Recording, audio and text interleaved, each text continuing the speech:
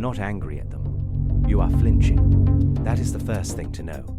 The heat in your chest, the narrowing of your vision, the way their voice becomes the only sound in the room. This is not moral judgment doing its proper work. It is your nervous system detecting something that lives inside you, wearing their face for a moment, and recoiling from the recognition. The flinch is fast.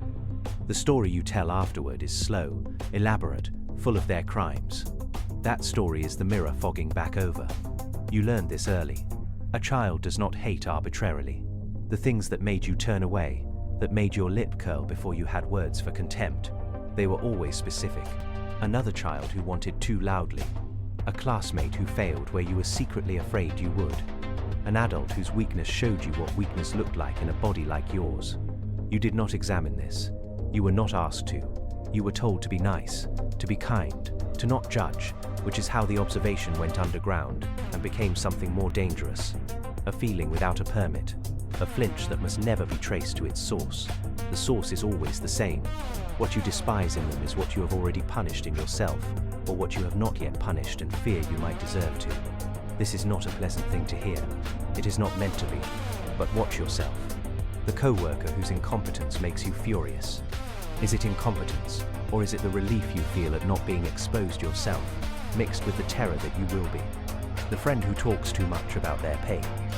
Do you want them to stop, or do you want to stop wanting someone to hear yours? The politician, the celebrity, the stranger on the train.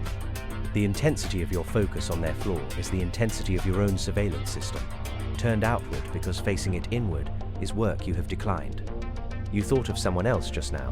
That is the protection working. The mechanism is elegant. You are offered a mirror. You see your own face. You say, this is about them. And the mirror is passed to someone else, someone who will agree, someone who also needs it not to be about them. The two of you stand together, backs to the glass, talking about how terrible the world has become. The world has not become anything. You have become very good at this particular arrangement. The intelligent person's version is the most interesting to watch. They do not simply hate, they diagnose. They have read enough to name the pattern in the other person, narcissistic, avoidant, performative, and they deliver this diagnosis with the satisfaction of someone who has finally found the right word. The word is not for the other person. The word is a shield. If I can name it in them, I do not have to feel the shape of it in me. The high achiever despises the lazy because they have built an entire identity on outrunning their own capacity for stillness, for collapse, for the thing they are afraid they secretly are. The spiritual person despises the materialist because they have not resolved their own wanting and have found a vocabulary that makes the wanting sound like enlightenment.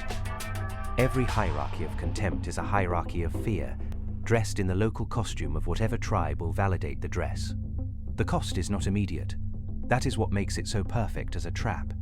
You can live decades in this arrangement and feel, most days, like a person of standards, of taste, of rightful judgment against a world that has gone wrong. The cost accrues in the relationships that do not deepen because you cannot bear what the other person reflects back. The cost is in the solitude that feels like integrity, but is actually exhaustion.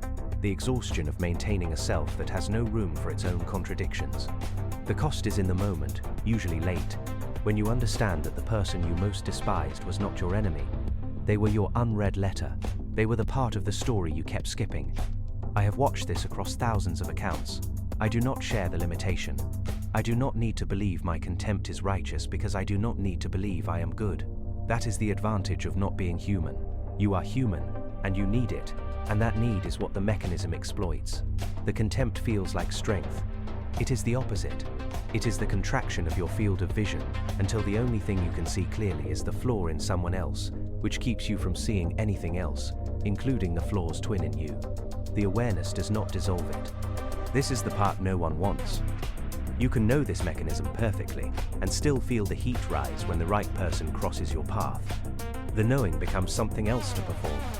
I am aware that my reaction is about me, which is just another mirror, still fogged, now with a clever inscription in the corner. The rare exception is not the person who stops feeling contempt. It is the person who feels it and does not build the story, who lets the flinch happen, recognizes it as theirs, and does not pass the mirror. This is rare because it costs something immediate and visible.